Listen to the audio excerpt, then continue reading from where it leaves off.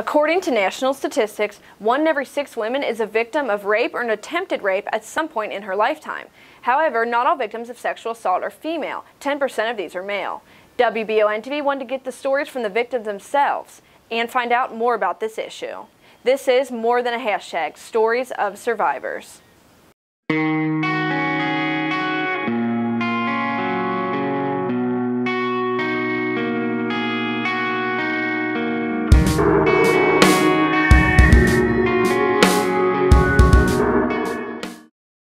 In this edition of More Than a Hashtag, we visited Berea College's campus and talked to a senior who's actually about to graduate, Rebecca Stover, who told us that she had an experience with rape that she wasn't willing to discuss until she was in a small classroom environment, which was actually a speech class on campus. I was exploring in my artwork, very interested in women's issues, and realized that I wasn't very educated in women's issues. Being a woman, I figured that was something that I really needed to look into and better explore before I went talking about it in my artwork.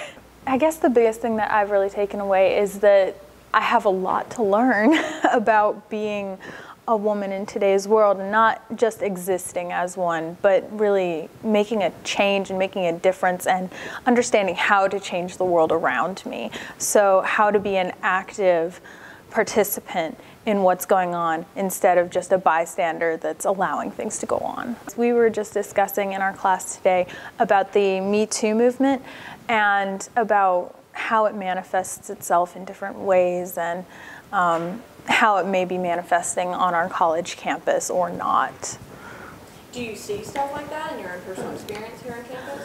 In my personal experiences, in the public forum, I don't see it manifesting itself, but I have seen it manifesting more in small classrooms where there's a safe environment for dialogue. Sadly, it's a stigma that's more mental than is real.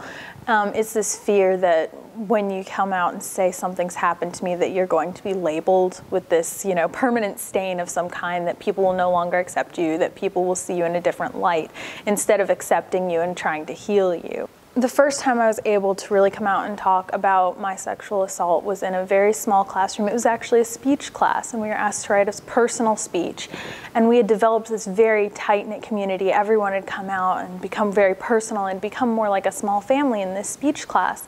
And I was able to write my speech and go ahead and speak about, this is my experience. I was assaulted. I was raped. Here's how I'm dealing with it. Here's what I'm going through.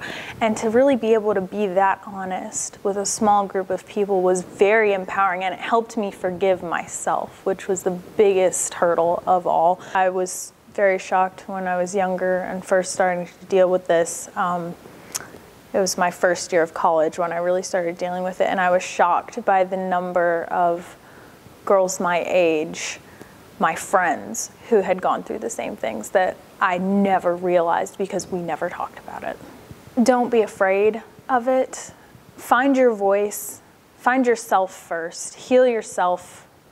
That should be your major concern. And once you're there and you have that power within yourself, you have to find that power. And once you've found that, then you go ahead and use that power to propel forward. Don't lock it in yourself. Don't blame yourself. Just move forward, and finding that voice is hard, but you can do it. You are a survivor even if you haven't spoken out. Don't be afraid. Other women are there for you. Stay tuned as these personal stories continue in the More Than a Hashtag series. For WBON-TV, I'm Marissa Hempel.